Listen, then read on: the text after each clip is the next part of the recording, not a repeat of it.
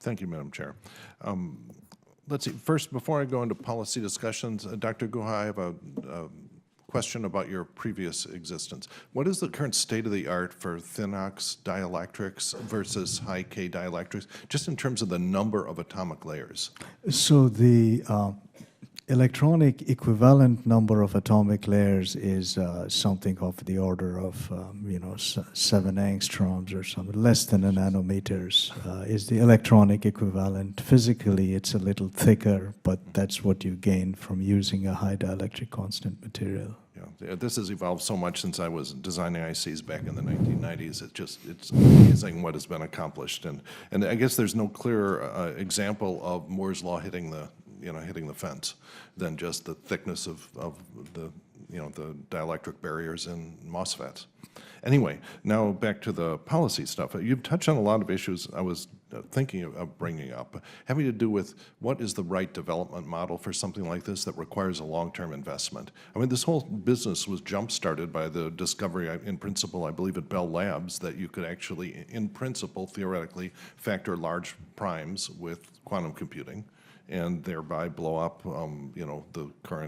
the then current cryptography, which had huge implications. And so of course, the problem there is Bell Labs is gone, right? And they're gone because they existed only because we basically socialized that piece of research, that we provided Bell Labs with a monopoly on long distance that provided an income stream to develop really a wonderful natural resource that only existed because we gave them a special monopoly. It's a peculiar way to have socialized research. The national labs are really the only, socialized research that we actually have in this country, and it's unique, and I think it's necessary for long-term and speculative developments. You simply can't, as you say, sell to stockholders on this. One of the biggest things that I worry about all the time is intellectual property. This is a huge problem. It's sort of an interesting policy debate because it doesn't, it's something that's not really a moral argument. It's an argument of how you maximize economic and technological progress. And so are there things that you think are really, if you could have 2 or 3 fixes in intellectual property, what would they be? For example, many countries don't allow algorithms to be patented, computer algorithms to be patented, and that's something that's gone back and forth in this country. So how does intellectual property play into the development of, say, quantum algorithms on this? Does our current policy encourage it or discourage it?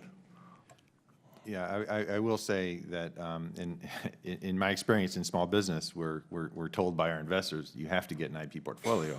And it's almost irrational. I guess as a scientist, I find it as a little bit of a nuisance, but I do understand the importance of it, because if you don't have it, you will be playing defense against somebody who is just sitting on intellectual property. So I would not be against tightening different facets of what can be patented or not. Mathematical equations cannot be. Expanding it, right? But saying then, if you could patent quantum algorithms, for example, would that increase or decrease the amount of interest and the rate of development of these? My gut feeling is it would decrease. I think it's such an early stage right now that it will maybe scare away others and impede progress in the field. Yeah, it would be interesting to talk to venture capitalists to see if they agree with the same thing, because it's a now. In addition, Dr. Guha touched on the question of whether we centralize or disperse. The centers of excellence. Do we have centers of excellence, or do we do the European model of spreading the technology to a zillion institutions? The obvious. If you see what industry does for things like biotechnology, they just have a very strong clumping effect that occurs naturally, not so much because of the intrinsic merits of where they decide to clump, but simply because of the network effects of having a bunch of people nearby that you can steal employees from each other as you expand and contract. And so, is this something that we should be fighting against, or should we, in the European way of trying to spread out the research, or should we just say, okay, we're going to have a clump of this, for example, in the Illinois 11th District would be a fine place. But, you know, what is your thoughts on that? And I will skip Dr. Guha, which I presume would agree with me here. But Yeah, I think there's two competing forces here. I definitely think that having centers of excellence and concentrating, especially for topical areas, makes a whole lot of sense from a resource point of view.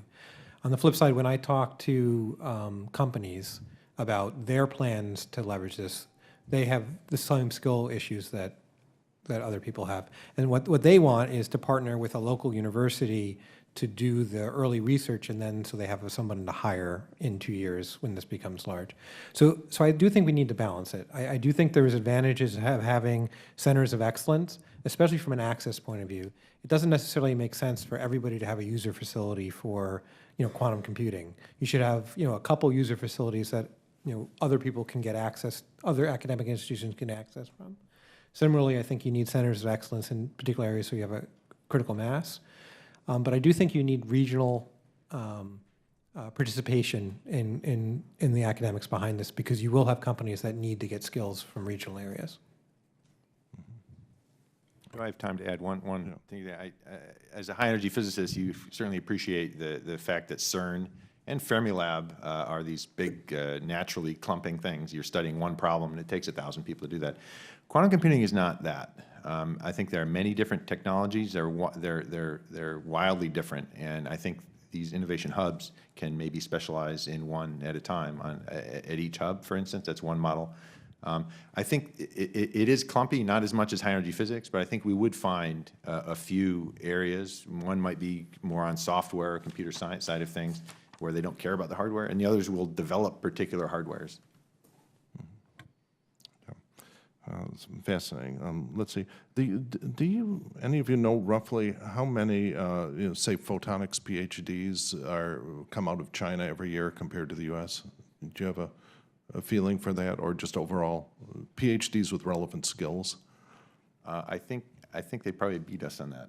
I actually don't know the numbers. I shouldn't speculate. Okay, There's a lot. I remember seeing There's a lot. in some subspecialties at least, a very high ratio, and that's you know, that's a problem, because you know, the workforce development is huge, and I think it's anyway. I just want to thank you all for attending this very important hearing, and thank the chair for holding the hearing. Thank you, and